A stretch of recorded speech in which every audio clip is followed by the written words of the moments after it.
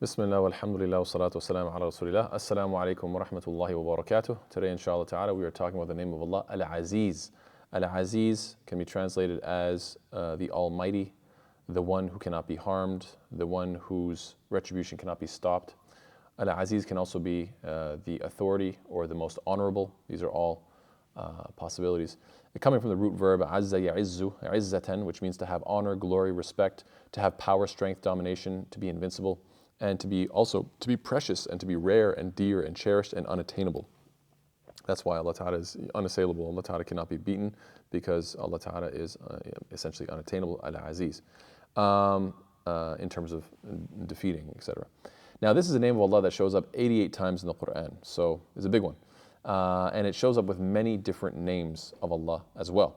You'll find that, for example, the most common is Al-Aziz Al-Hakim, which occurs 46 times. Al-Aziz meaning the mighty, and Al-Hakim meaning the most wise. Why are these two coming together? Because Allah Ta'ala is perfect in power, but He also knows how to use it. The way He uses it is with wisdom. Why does Aziz always come first in terms of this order of Aziz, Hakim?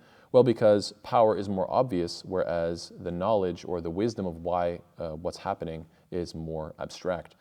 You see something happen, the power of it, but then you're wondering, well, what's the reason behind it? That's something you have to figure out after. In other words, you first see what Allah does with His power, and then you contemplate it and try to understand the wisdom, the hikmah behind it, and so therefore that comes second. Therefore it makes sense that in the order of these things, Al-Aziz, Al-Hakim. First you see the power, the might, the ability, and then you understand the reason behind it. That, like I said, shows up 46 times. In terms of Al-Aziz, Ar-Rahim, these are two names of Allah which they come together 13 times in the Quran. The mighty and the merciful, the most merciful. Telling us what? Well, despite Allah Ta'ala's ability to punish, He still shows mercy. And He's not just merciful, He also has the full power. He has the izzah and the power and the strength to, actually demonstrate and give that mercy to others. Because sometimes a person may be Rahim, may be merciful, but he has no ability to actually express that in any way. But Allah Ta'ala is Al-Aziz and Al-Rahim.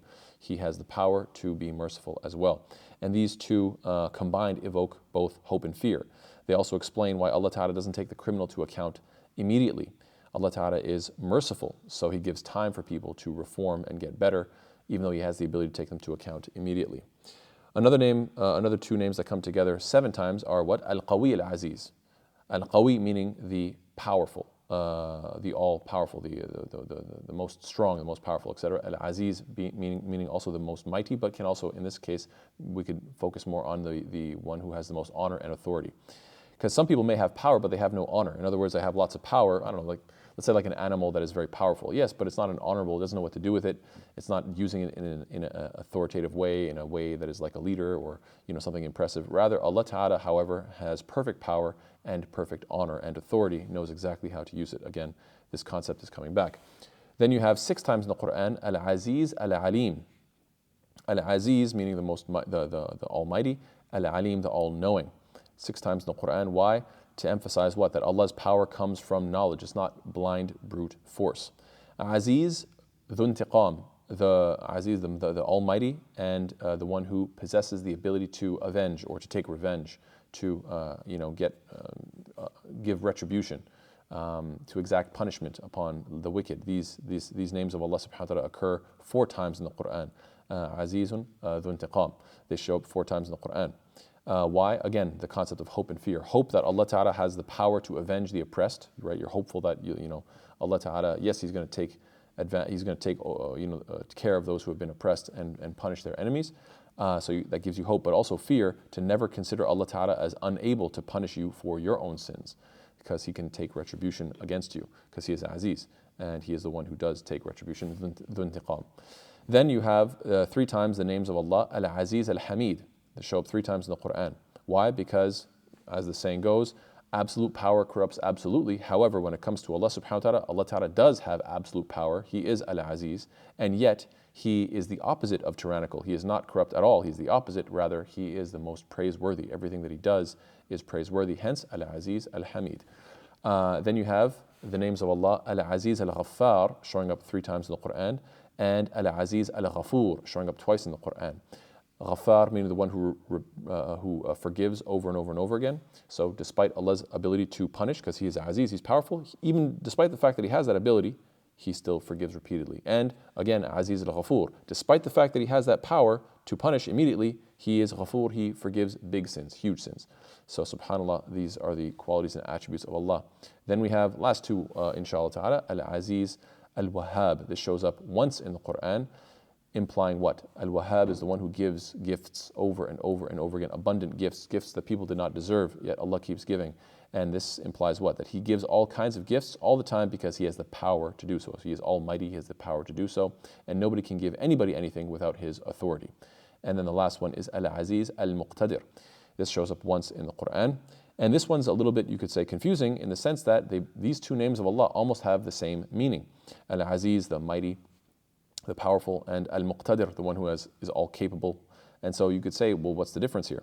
Well, since they do have roughly the same meaning, but when they're joined together, one implication, and Allah knows best, one interpretation that I thought was quite nice, is that Al-Aziz implies the one who no one can overpower, and Al-Muqtadir means the one who nothing can make incapable. So in other words, it's Allah Ta'ala has full power, whether it be against people or whether it be against things. Both are implied in these names of Allah, Al-Aziz and Al-Muqtadir. So from a linguistic perspective, I hope we've covered our bases, inshallah ta'ala. Now we get to the second portion, which is what? How should this name of Allah, Al-Aziz, how should it have an impact on the way we think? Well, we should have full confidence that Islam will win as an ideology, that it will defeat all other ideologies, all other false beliefs, all arguments will ultimately go back to Islam. As Allah says, وَجَعَلَ كَلِمَةَ الَّذِينَ كَفَرُوا السُّفْلَى وَكَلِمَةُ اللَّهِ هِيَ الْعُلْيَا وَاللَّهُ عَزِيزٌ حَكِيمٌ. So Allah says, and He made the word of those who disbelieved the lowest, while the word of Allah, that is the highest, and Allah is Al-Aziz, the exalted and mighty and the wise. So yes, we should have this confidence that not only is Allah Ta'ala Al-Aziz, of course, but in addition to that, Allah describes His book as Aziz. Allah says, وَإِنَّهُ لَكِتَابٌ عَزِيز. And indeed, it is a mighty book. It is an authoritative book. It is a powerful book, a book that cannot be in any way approached or destroyed by any sort of falsehood or any sort of evil interpretation, etc. It protects itself because of its history, because of its language, because of its clarity, and because of its style. Everything protects it from any sort of attack of falsehood. That's why in the very next ayah, Allah says, لا يأتيه الباطل من بين يديه ولا من خلفه تنزيل من حكيم حميد. Falsehood cannot approach it from before it or from behind it. It is a revelation from a Lord who is wise and praiseworthy. So in other words, it is Aziz because it is unassailable. It cannot be beaten.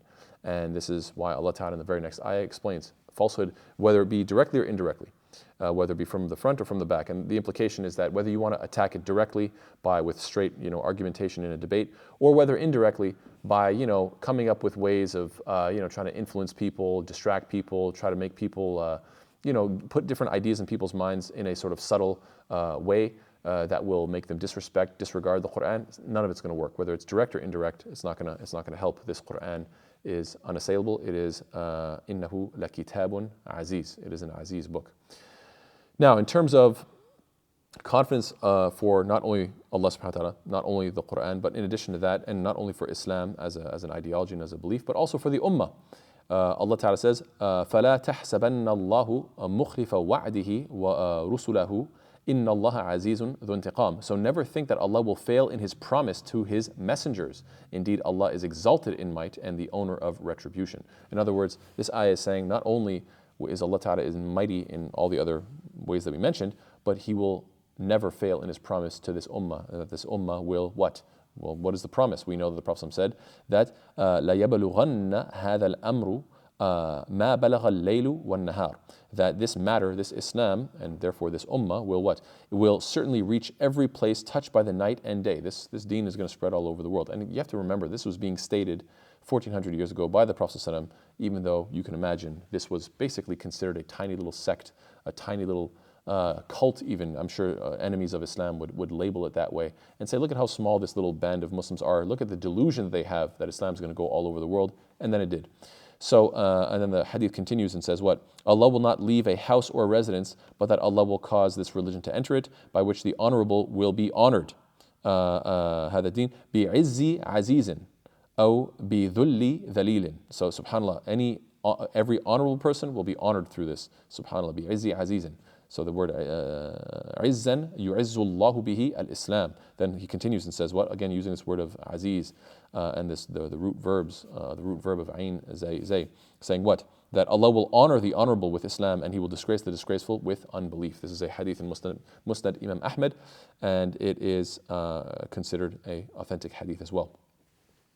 So, furthermore, we should always remember that Allah Ta'ala has all honor. Izzah itself, the concept of being honorable.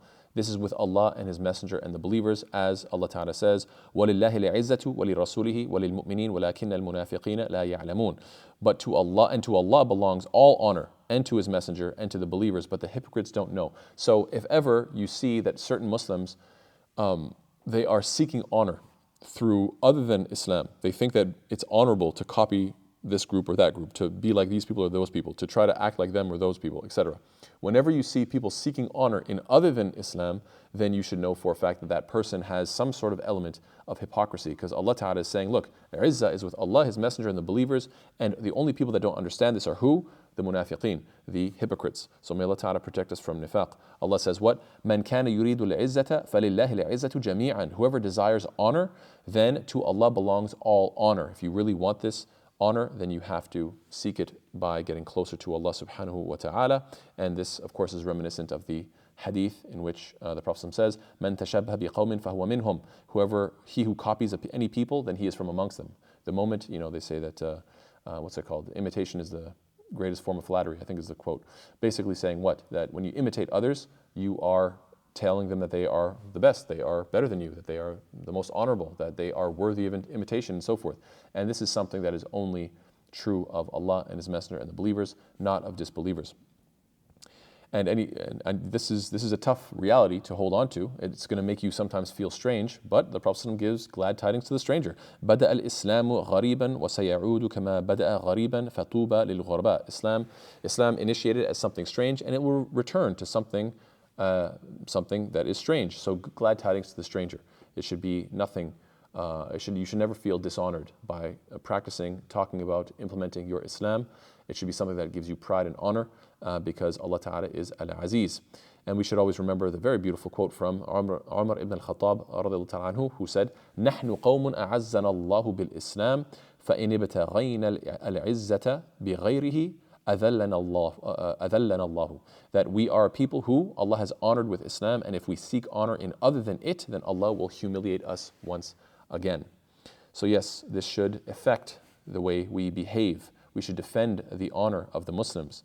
As the Prophet said, مَنْ رَدَّ عَنْ عِرْضِ أَخِيهِ رَدَّ اللَّهُ عَنْ وَجْهِهِ النَّارِ يَوْمَ الْقِيَامَةِ. Whoever protects his brother's honor, then Allah protects his face from the fire on the day of resurrection. And we should obviously give da'wah, because the more we support this deen, the more Allah Ta'ala is going to support us, and He is mighty and has all honor and will give us more honor as well. وَلَيَنْصُرَنَّ اللَّهُ مَنْ يَنْصُرُهُ إِنَّ اللَّهَ لَقَوِيٌّ عَزِيزٌ. And Allah will surely support those who support Him. And indeed, Allah is powerful and exalted in might. He is Aziz, He is the Almighty. And we should, of course, have humility, recognizing that honor is only through obedience to Allah, and that may mean to humble yourself even when you feel angry, even when you feel upset. The Prophet said what? وَمَا زَادَ اللَّهُ عَبْدًا بِعَفْوٍ إِلَّا عِزًّا وَمَا تَوَاضَعَ أَحَدٌ لِلَّهِ إِلَّا رَفَعَهُ اللَّهُ. That no one forgives another except that Allah will increase him in what? In izzah, in honor, because Allah is Al-Aziz. So when you forgive others and let go, and you think, no, I'm too proud to let go of this, injustice or this offense that this person has done. No. Let go, forgive, humble yourself. Why? Because this is going to make Al-Aziz, the Almighty, He is the one who's going to give you izzah and honor. And no one humbles himself for the sake of Allah except that Allah raises his status. This is a hadith in Sahih Muslim. So yes, we should remember these beautiful hadith. Furthermore, the Prophet says what? وَلَا ظُلِمَ عَبْدٌ مَظْلَمَةً فَصَبَرَ عَلَيْهَا إِلَّا زَادَهُ اللَّهُ عِزًّا. No slave of Allah suffers an injustice and is patient with it, except that Allah adds to his honor. So whether we're talking about a person dishonoring you, or whether a situation just is rough and harsh and you feel weakened by it, so long as you remain patient and forgive and let go and accept the situation, then Allah Ta'ala is going to continuously increase you in what? In izzah, in honor. Yes, we have to also make dua with this name of Allah, and recognizing that Allah Ta'ala has all izzah. The Prophet ﷺ taught us to put our hand on our pain. Let's say you have a pain in your side or on your whatever, your arm, whatever the case is, you put your hand on that part of your body that has pain, and you could say an odd number of times, Bismillahi a'udhu bi'izzatillahi wa qudratihi min sharri ma ajidu min waja'i hadha. In the name of Allah, I take refuge in Allah's might and power from the evil of this pain. So yes, this is a hadith that we could implement, seeking Allah's izzah to cure ourselves of different pains and frustrations that we're dealing with. May Allah Ta'ala make us of those who constantly turn to Al-Aziz. May Allah Ta'ala make us of those who recognize that izzah and honor are with Allah and Allah alone. May Allah Ta'ala make us of those who give izzah and give honor to Islam through our words and actions and through whatever we can do. Ameen ya Rabbil Alameen. Jazakallah khair. Wassalamu alaikum wa rahmatullahi wa barakatuh.